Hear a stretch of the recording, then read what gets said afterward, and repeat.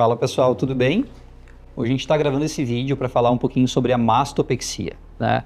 Muitas pacientes chegam ao consultório e têm muitas dúvidas a respeito. Se deve colocar prótese, se precisa colocar prótese, quais são os riscos, quais são os cuidados que a paciente precisa ter. E hoje a gente está gravando esse vídeo para esclarecer muito dessas dúvidas que vocês têm. Então a gente separou as perguntas mais frequentes que a gente tem aqui no consultório para esclarecer vocês, para ajudar no momento que vocês forem procurar um cirurgião plástico, né, a escolher de uma maneira melhor e mais segura.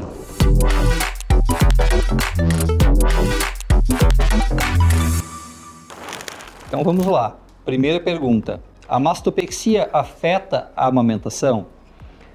Super comum, principalmente para aquelas mulheres que ainda não têm filhos e querem saber, né, se a mastopexia vai sofrer algum processo de alteração na mama que vai atrapalhar na amamentação. E estatisticamente falando, os estudos mostram que cerca de 10% das mulheres que vão operar vão ter alguma dificuldade na amamentação, né? Quando a mulher tem bastante tecido mamário e quer fazer um levantamento ou uma redução, e ela não tem filhos ainda, geralmente a gente indica ela preservar mais tecido mamário, ou seja, a gente indica a mastopexia sem próteses. Quando a paciente já teve a prole completa e ela não tem essa preocupação com relação à amamentação, geralmente a gente tem uma liberdade maior para escolher o uso do implante. Vamos lá, segunda pergunta. Quando decidir por colocar prótese ou não? A gente tem critérios técnicos e critérios de vontade da paciente. A prótese de mama é indicada para aquelas mulheres, principalmente que querem ter uma mama um pouco maior, ou seja, não tem tanto volume, só tem mais queda da mama. Para aquelas mulheres que querem ter o decote mais cheio e mais arredondado, porque o volume do polo superior, então na parte de cima da mama, ele é dado mais pela prótese. Quando a gente faz a mastopexia ou a estruturação dos tecidos sem o implante, isso não vai ficar tão evidente, né? E aquelas pacientes que têm um tecido muito mole e querem deixar a mama mais firme, a gente vai optar pelo implante também.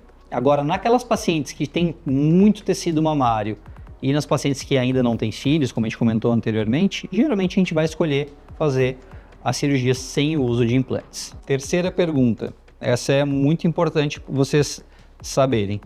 Posso realizar a cirurgia estando acima do peso? Vamos lá. A mama é constituída de tecido mamário com gordura. Então, quando a mulher emagrece, esse tecido mamário se permanece igual, mas a gordura diminui, ou seja, a mama acaba diminuindo. E quando ela ganha peso, a mama acaba aumentando às custas do tecido mamário. Então, eu sempre explico para as minhas pacientes que o ideal é operar no peso que tu tá te gostando e que tu queres manter depois. Porque se operar e depois da cirurgia emagrecer 5, 10, 15 quilos, a mama vai perder volume. Muitas das vezes ela pode ceder um pouco e a paciente vai perder resultado, né? Então, no mundo ideal, tu deves operar quando tu estiveres perto ou dentro do peso ideal. Quarta pergunta. Qual a diferença entre a mastopexia e a mamoplastia redutora? Na mastopexia, o foco principal é levantar as mamas. Então, aquela paciente não tem um volume exageradamente grande. O principal objetivo dela é levantar as mamas.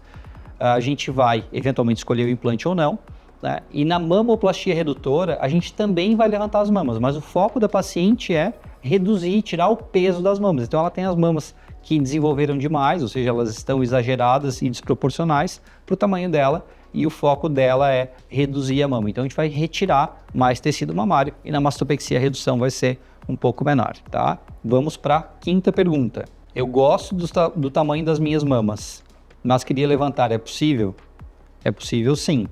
Quando a gente tira a pele da mama da paciente, ela acaba parecendo um pouco menor sempre. Então vai ter uma redução aparente de uns 10, 15%. Mas naquelas pacientes que querem manter o volume ou eventualmente aumentar um pouquinho, a prótese é sempre uma opção a ser discutida com o cirurgião. Sexta pergunta. Após a amamentação, as mamas caem? A gente sabe que o processo de gestação, amamentação, altera, a mama cresce no começo para produzir leite, né? E depois ela sofre algum grau de alteração.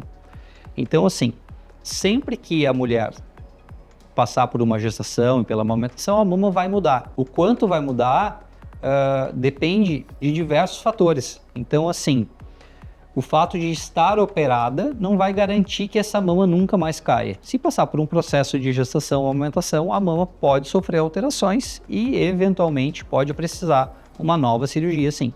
Sétima pergunta. Já fiz a cirurgia da mama 2 vezes e não gostei. Posso realizar de novo?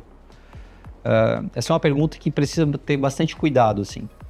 Pacientes que já operaram, que já foram submetidas a uma mastopexia ou uma mamoplastia redutora, elas já tiveram reestruturação dos tecidos, reposicionamento da areola, e isso aumenta o risco de complicações em uma nova cirurgia.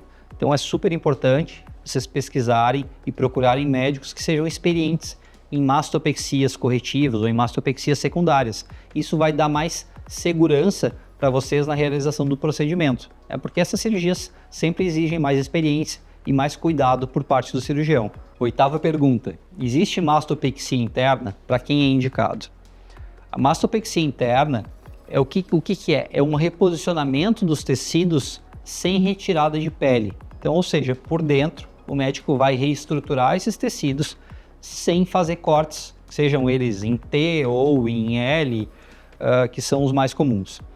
Para quem é indicado? Geralmente ele vai ser indicado para aquela paciente que tem uma mama esvaziada, então a mama murchou um pouco, não tem uma grande sobra de pele, a areola está próxima do local ideal e essa paciente deseja aumentar. Então a gente pode fazer uma estruturação interna, que é a mastopexia interna, com uma prótese de mama. Essa é uma alternativa para quem tem pitose leve, ou seja, tem uma queda leve das mamas, a areola está próxima do ponto ideal e essa paciente não deseja cicatrizes. É uma cirurgia realizada com uma certa frequência, mas ela tem uma indicação muito restrita. Ela não é para todo mundo, ela é para algumas pessoas especificamente.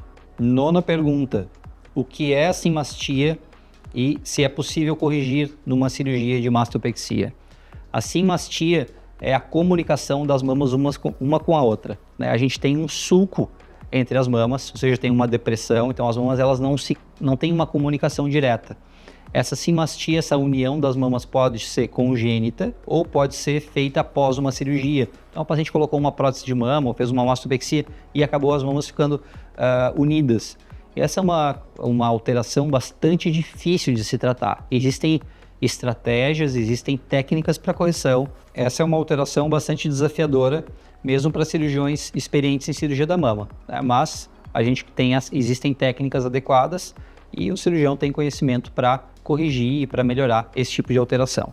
Então, pessoal, esclarecidas as dúvidas, essas são as dúvidas mais frequentes que a gente tem nas pacientes que nos procuram para fazer mastopexia. Espero ter te ajudado com informações que são relevantes na hora de escolher o cirurgião e na hora de escolher ou não fazer a cirurgia.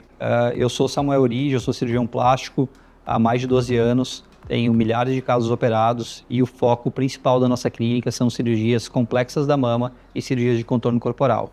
Se você tem alguma dúvida sobre mastopexia ou sobre alguma outra cirurgia plástica que não ficou esclarecido nesse vídeo, pode deixar nos comentários que a nossa equipe vai coletar as informações e vai fazer um vídeo no futuro ou responder diretamente para ti. Isso aí, até mais, espero que vocês tenham gostado.